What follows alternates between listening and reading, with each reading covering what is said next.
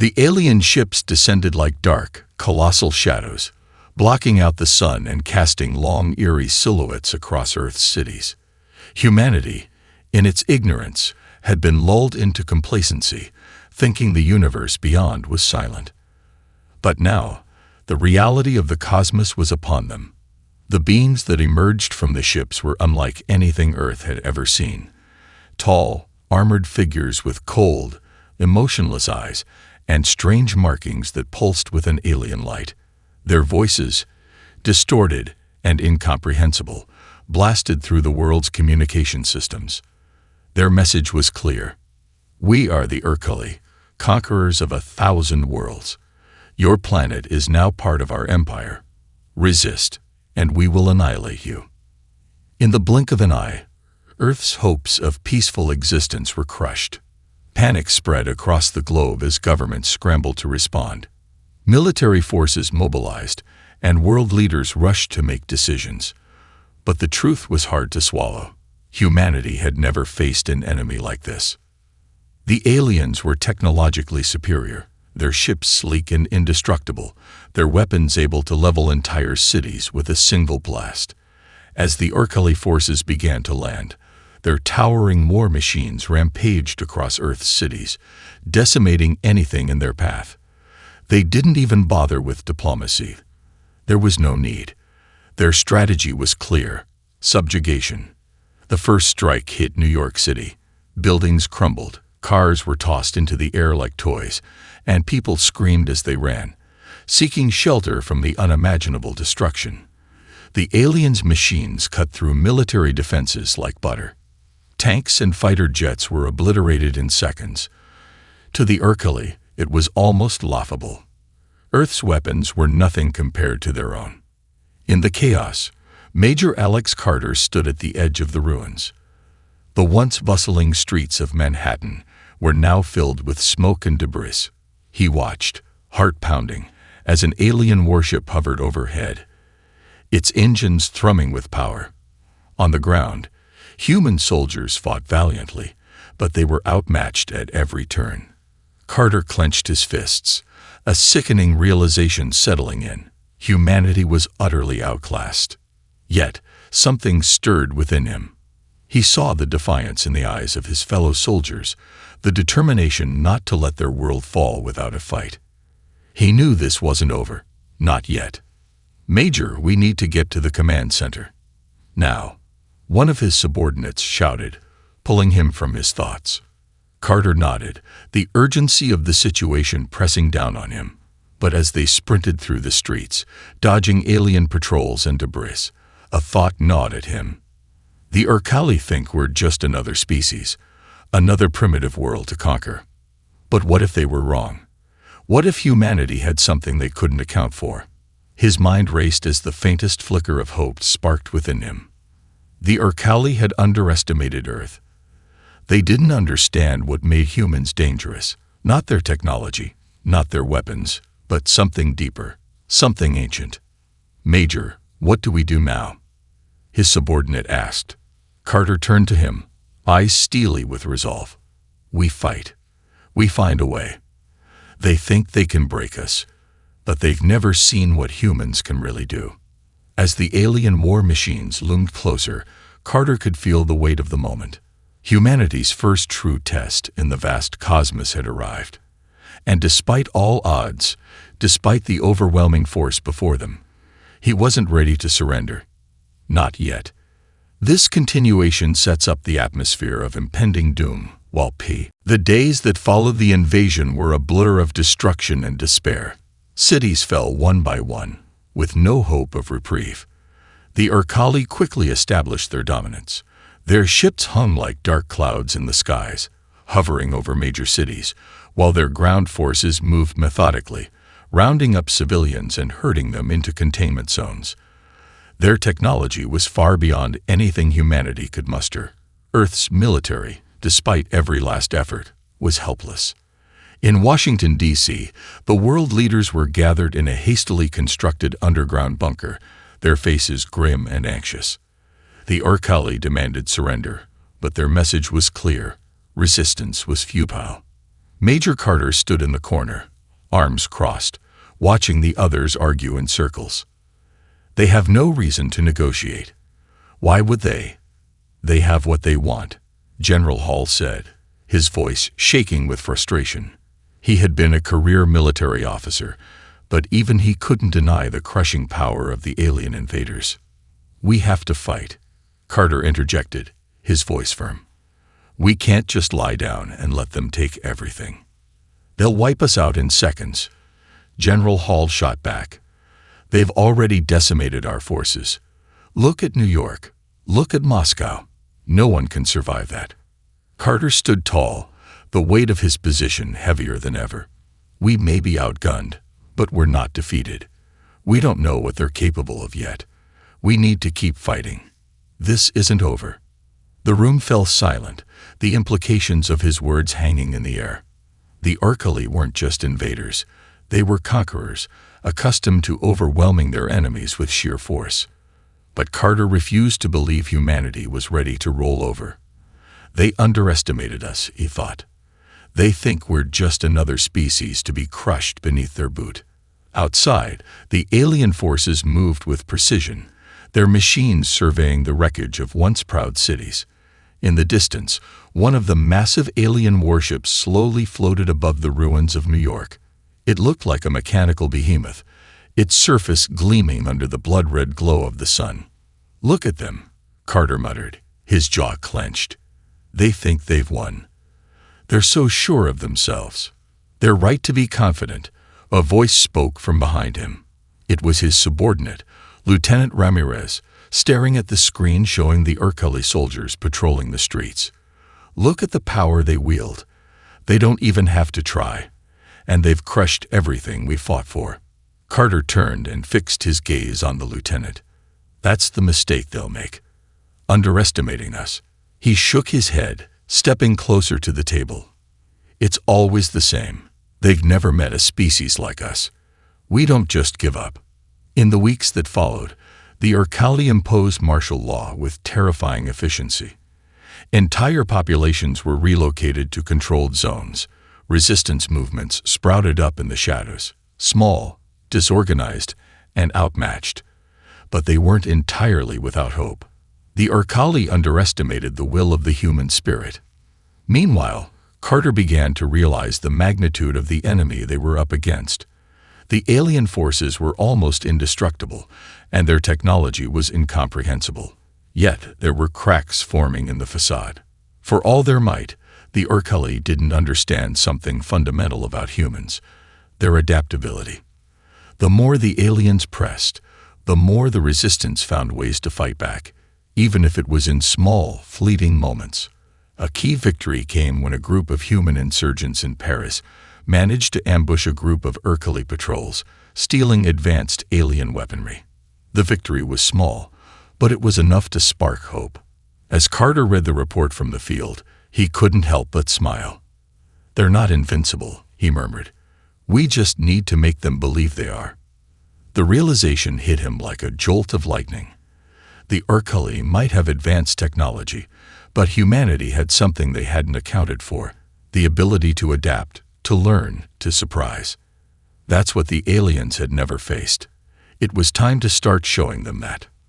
The time for merely surviving was over. Humanity was going to make its stand. As the days turned into weeks, the world began to change. Earth's cities were now heavily fortified zones, and the Orcs maintained a tight grip on the planet. But in the shadows, things were stirring. The defeat didn't crush humanity. Instead, it sparked something far more dangerous for the invaders: resistance. Major Carter had been coordinating with pockets of insurgents all over the world. The resistance wasn't yet a unified force, but they were growing, evolving. What started as small groups of survivors banding together for survival soon became a network of guerrilla fighters, scientists, engineers, and tacticians, people who had been overlooked, ignored, or underestimated. Now they had one goal: to take back Earth. In an underground bunker just outside of London, Carter sat at a map, eyes tracing the paths of the resistance cells. Each red dot marked a successful strike, a blow to the Orcs, It was small scale, sure, but it was enough to show that the tide could turn. "This is it," Carter muttered, running a finger along a marked line. "They've taken our cities, our military, but they've underestimated us. We can't fight them head-on with sheer force, but we don't need to. We just need to outthink them." A voice interrupted him. It was Dr. Sophie Chang, one of the lead engineers who had joined the resistance after the fall of Shanghai. She had been working tirelessly in secret, studying alien technology. Her work had already yielded a few promising results. Hybridized weapons that combined human innovation with alien design, devices capable of temporarily disabling Urkali machinery. But it was still not enough. "We need more," Sophie said, holding up a small, sleek device. It was a crude prototype, a mix of alien and human technology, something that could disrupt the alien force fields just long enough for a resistance strike. "But this is just the beginning. We need access to more of their tech, more data. We need to understand how their systems work, how their command structure is organized." Carter nodded. "And we'll get it."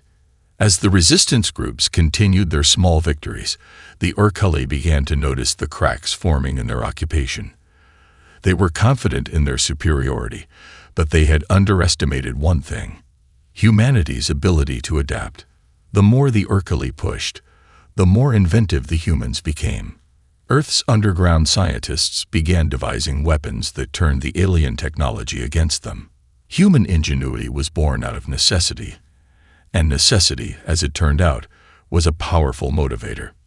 The first truly significant blow came when a cell of insurgents in Tokyo, led by a former military strategist named Kato, managed to infiltrate an Urkali supply base. Using stolen alien camouflage technology, they infiltrated the heavily guarded compound and sabotaged a vital energy supply line that powered the Urkali's weapons.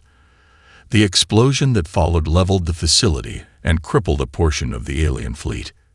The Urkali didn't see it coming. Back in the Resistance Command Center, Carter watched the report. A smile tugged at his lips. It was small, but it was proof of something important. The Urkali were not invincible. "We're starting to hit them where it hurts," Carter said, turning to Sophie and the rest of his team. "They thought they could break us, but they haven't seen what happens when we get angry." Sophie nodded. "We just need more strikes like this. We'll get them, one by one." The heat of determination burned in Carter's chest as he stared at the map. Earth was still reeling from the invasion, but they were no longer just surviving. They were fighting back, and the resistance was only going to grow. As the report came in about the sabotage, Carter's communicator buzzed with an urgent message from the front lines.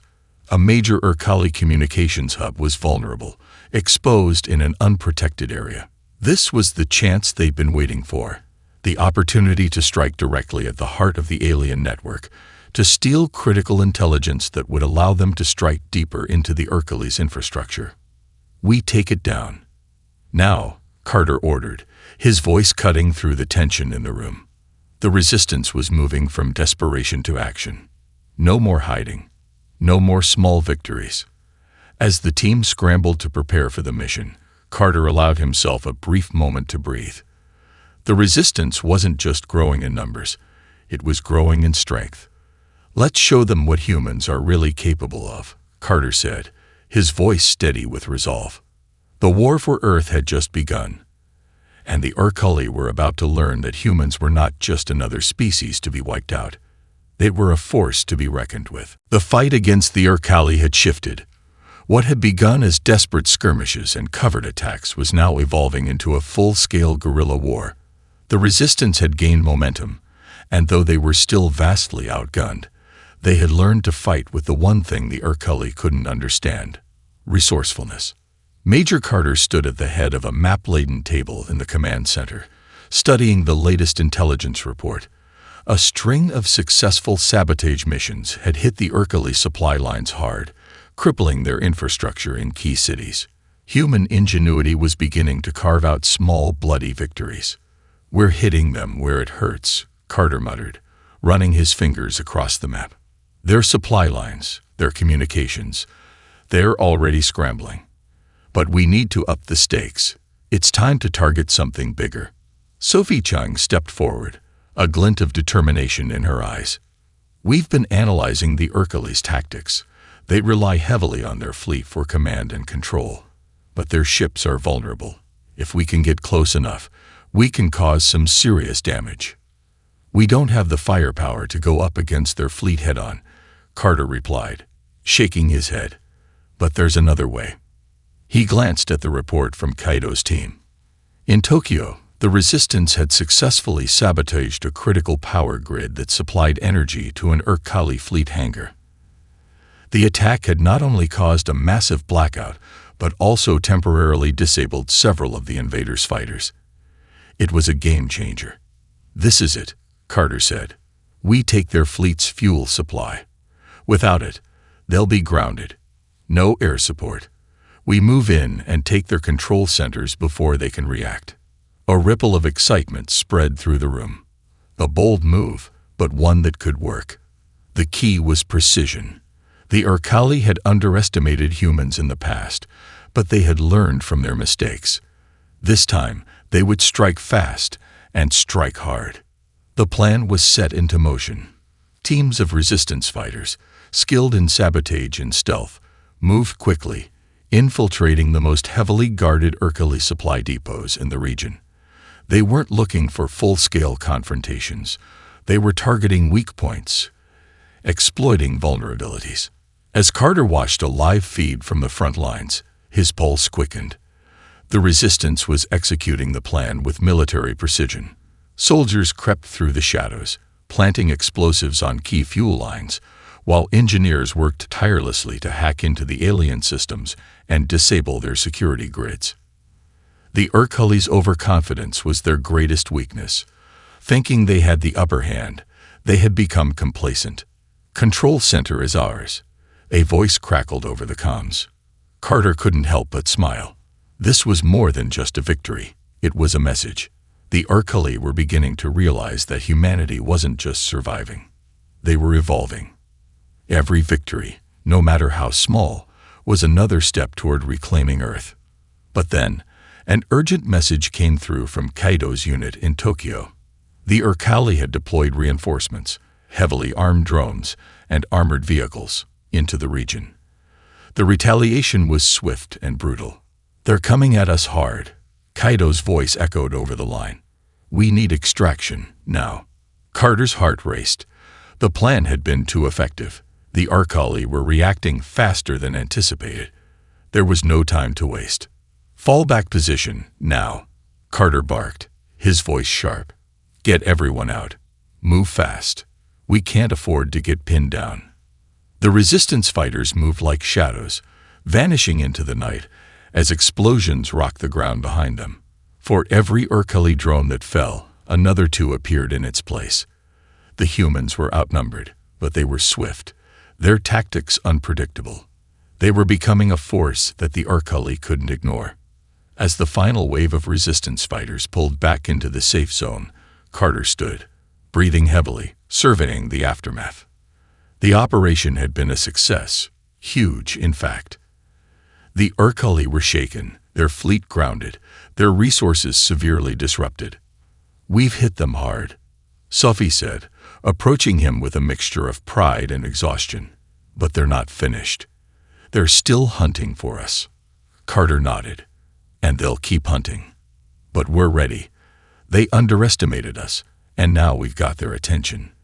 This war isn't over. In fact, it's only just beginning." The next phase had begun. The Resistance wasn't just a thorn in the Urkali side anymore. They were a full-fledged rebellion, and every move they made had the potential to bring the invaders to their knees. The Urkali thought they had conquered Earth, but they had only awakened the sleeping giant that was humanity. And now, the war was on. The success of their recent strikes had emboldened the Resistance, but they were still operating on borrowed time. The Urkali weren't idiots, and they weren't going to let their invasion of Earth unravel without a fight. Major Carter knew the next phase had to be their boldest yet. If humanity was going to turn the tide of this war, they needed to hit the Urkuli where it would hurt the most. Carter stood in the war room, staring at the large holographic map of Earth's battle zones. The Urkuli had fortified their strongholds, fortresses surrounded by impenetrable defenses, with their fleets hovering like dark vultures overhead. Yet there was one place that remained relatively untouched: the central command hub, located deep within the Urkuli's main headquarters. If they could take it down, it would cripple the invaders' ability to coordinate their attacks and possibly give humanity a fighting chance to reclaim Earth. "We can't afford to just chip away at the edges anymore," Carter said, his voice steady but tinged with the weight of what was to come. "We need to go after the heart of the operation. If we hit their command center, we cut off their lifeline." Sophie Chung was at the table with him, studying the same map. "The problem is getting to it. Their defenses are nearly impenetrable. We know the basics, but their technology, it's beyond anything we've ever encountered. It's more than just a military base. It's their central nexus, where all their data is processed. Which means it's the perfect place to strike," Carter replied. "If we disable their network, they'll lose their grip on everything. But we can't do it with conventional forces. We need precision. We need to be inside their systems before they know we're coming." "We've been working on that," Sophie said. "There's a weak point, a flaw in their communications grid that we've discovered. It's a small vulnerability, but if we exploit it, we can temporarily shut down their security systems for long enough to get inside." The plan was risky, and there was no room for error. Carter turned to Kaito, who was coordinating the resistance forces in Asia. "You and your team are on the front lines for this one. We'll need your best infiltrators. Can you get us into the heart of the Urkuli base without triggering their full-scale defenses?" Kaito, a seasoned strategist, nodded. "We've been training for this. The element of surprise is on our side. If we move quickly, we can do it, but we'll need backup when the alarms go off. We can't stay in there long." Carter's eyes hardened. "Then we don't stay long. We hit fast, get the intel, and get out. We're not in a position to be heroes. This is about disabling them, taking away their power." The final preparations were set into motion. The insurgents and resistance fighters, now a well-organized force of soldiers, hackers, and engineers, were ready to infiltrate the Urkuli stronghold. They had the best intel they could gather, but they knew it was still a gamble. The Urkuli weren't fools, and they were likely already aware of the growing resistance. But the element of surprise would be their greatest weapon. As Carter watched his team suit up, he felt the weight of the moment. This wasn't just another raid or skirmish. This was the turning point. If they could pull it off, it would shake the Urkuli to their core.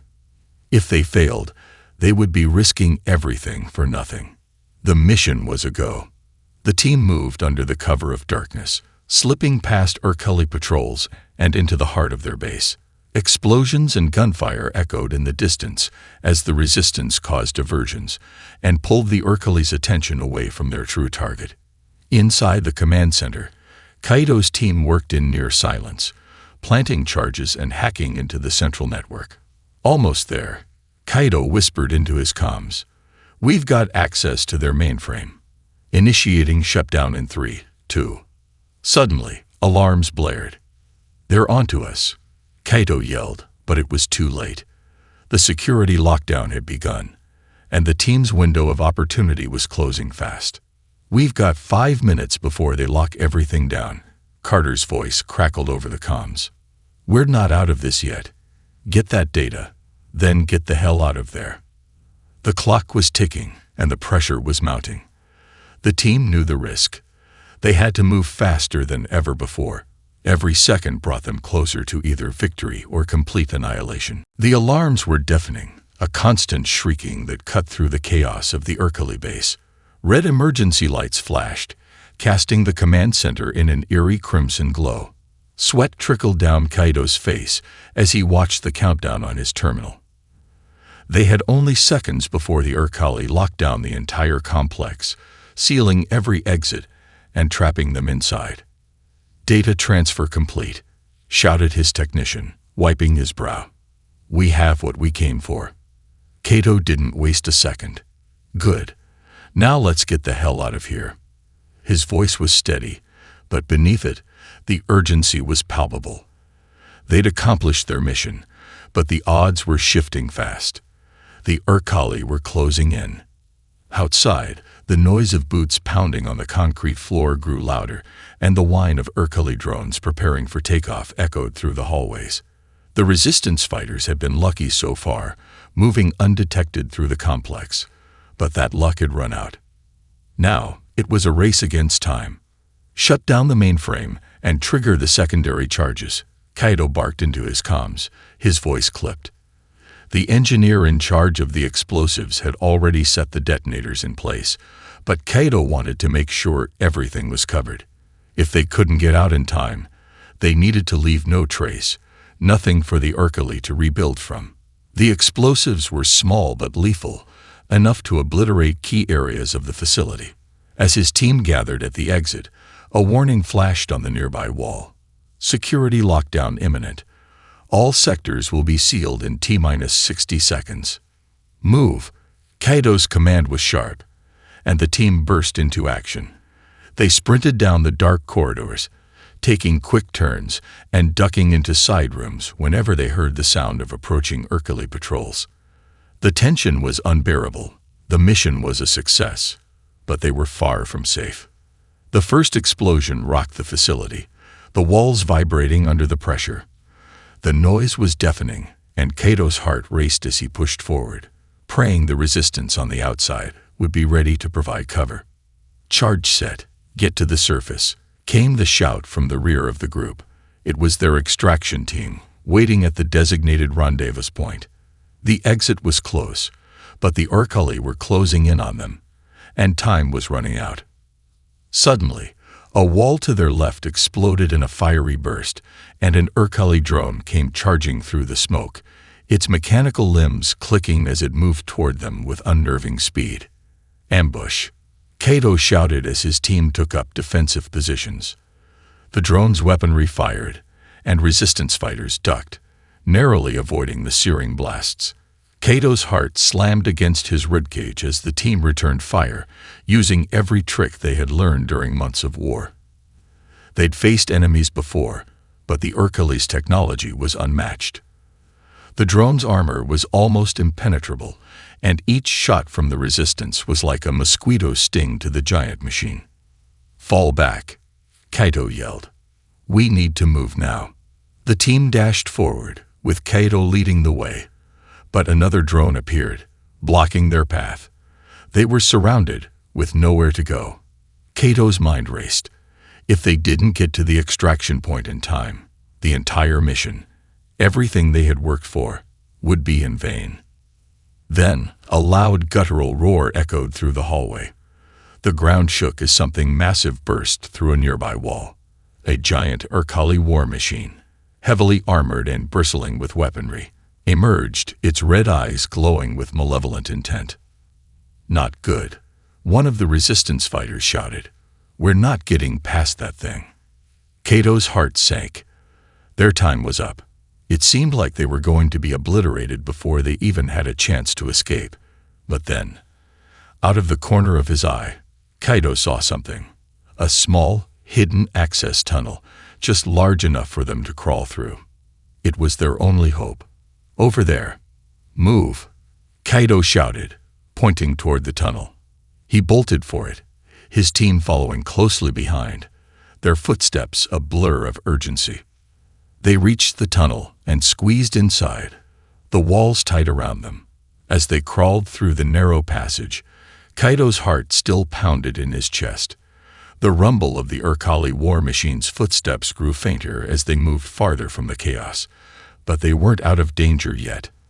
After what felt like an eternity, the team emerged on the other side of the complex, battered, bloodied, and exhausted but alive. The extraction team was waiting. They wasted no time, ushering the group onto a convoy of armored vehicles and taking off at high speed, the base still erupting in explosions behind them. As they drove away, Kaido looked at the data drive in his hand. The mission had been a success, but the cost was high. They'd lost fighters along the way, and their escape had been a narrow one. The Orcs would be relentless now. They knew the resistance wasn't going to back down. But what they didn't know was just how much humanity was willing to sacrifice to take back their home. The convoy sped through the wreckage of the Orcs' command center, the glow of distant fires casting long shadows on the wreckage they'd left behind. Kaido leaned back, wiping the blood from his forehead as the hum of the engine was the only sound that filled the air. He could feel the weight of the mission pressing down on him. The victory was costly, and the toll it had taken on his team was visible. The data drive, the one they'd risked everything to retrieve, rested in his hand. It contained critical intel, information that could potentially cripple the Orcs' central operations, their very infrastructure. But Kaido knew it wasn't enough. The Orcs had already proven themselves ruthless. They would retaliate with a force so overwhelming that the resistance would need more than just data. They needed a plan, and they needed it fast. Back at the Resistance's underground base, Major Carter was already gathering the team. He didn't waste time with pleasantries. There was too much at stake. "Report," Carter said as Kaido entered, dropping the data drive onto the table. His team gathered around, fatigue etched in their faces, but the glint of determination remained in their eyes. "We got the intel," Kaido said, his voice hoarse. "But it came at a cost. The Orcs are going to be hunting us harder than before.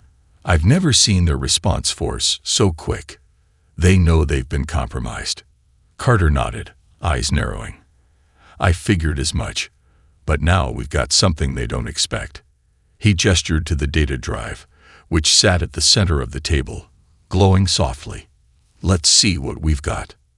Sophie-chan plugged the drive into a nearby terminal, her fingers dancing across the keys as the screen came alive with streams of encrypted data. The rest of the team watched intently as Sophie began decrypting the file. It was slow, but every second felt like an eternity. The pressure was mounting. If the data didn't give them something substantial, it could all be for nothing. "I can see the layout of their major command structures," Sophie said after a few moments, her voice filled with both excitement and disbelief. "But that's not all. There's more. The Orcs have been using human-made technology to build their forces, creating hybrid weapons and systems.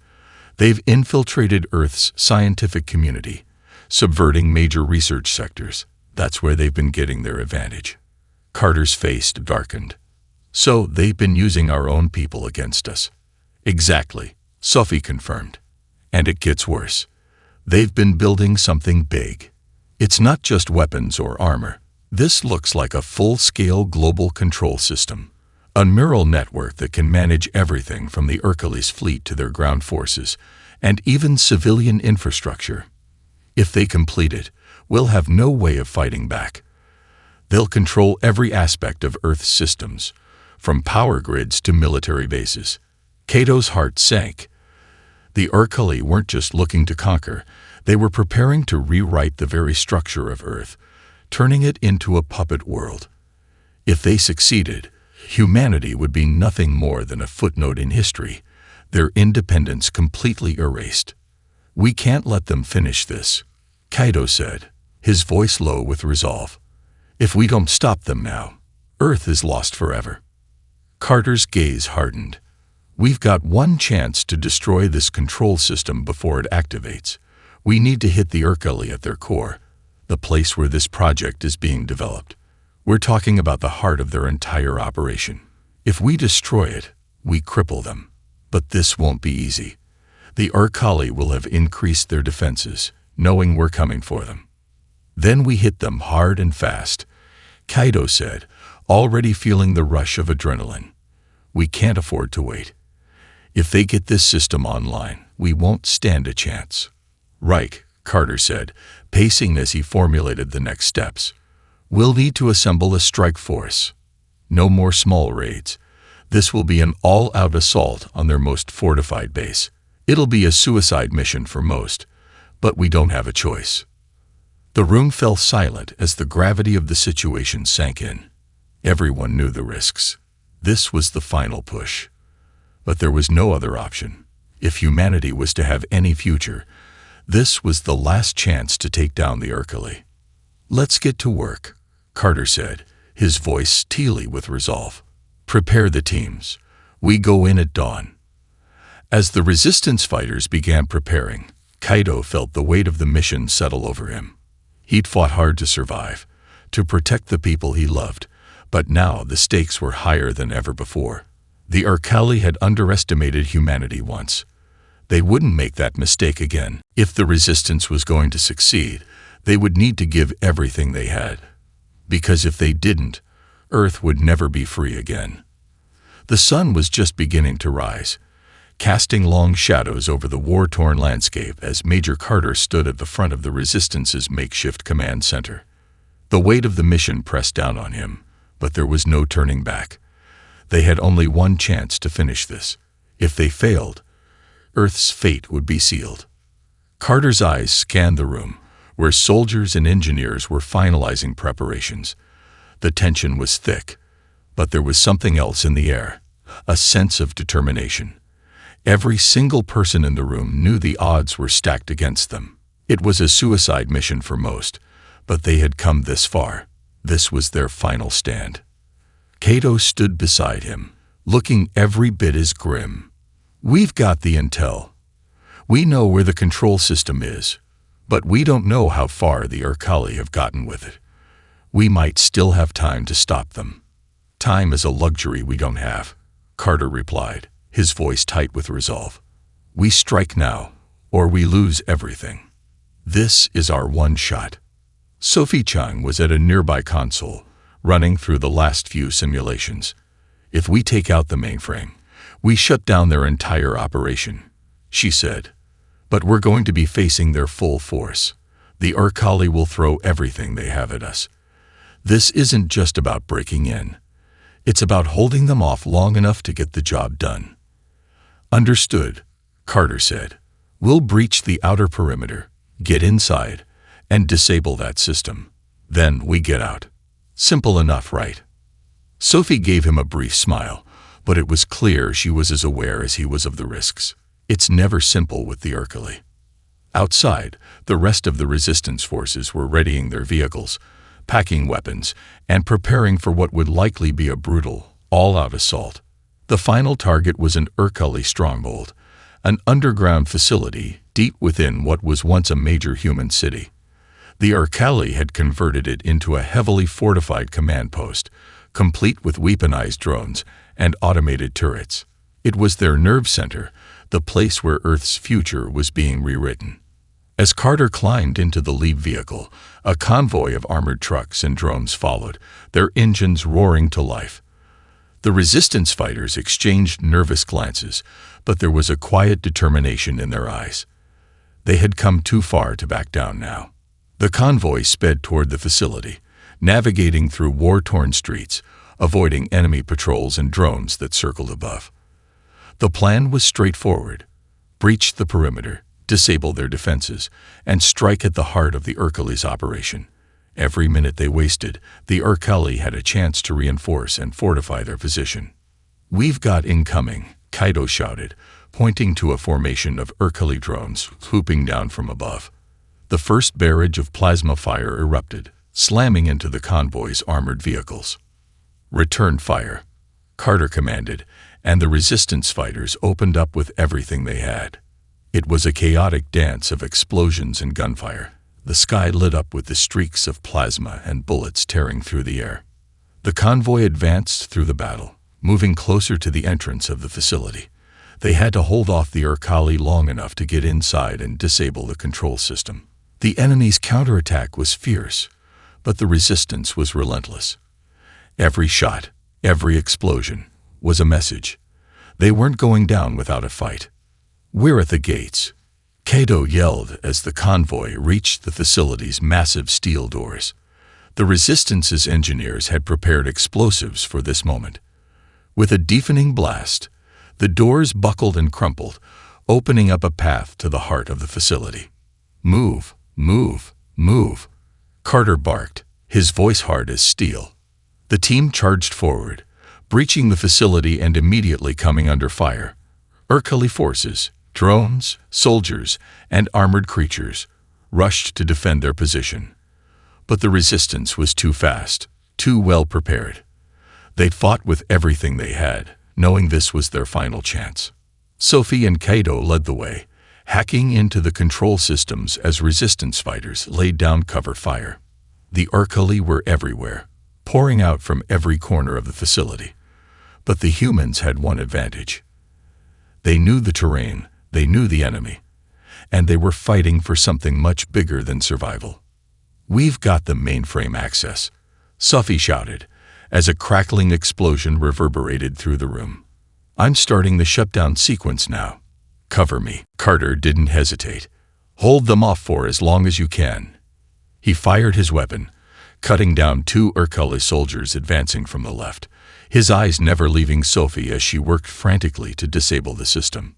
The minutes felt like hours as the resistance held their ground, the battle raging all around them. But Sophie's voice broke through the chaos. "It's done," she cried out. "The system's offline." At that moment, a deafening roar filled the room, and the lights flickered. For the first time, the Urkali's hold on Earth began to falter. But they weren't done yet. The explosion that rocked the facility was a warning. The Urkali were launching their final assault. This wasn't over, not by a long shot.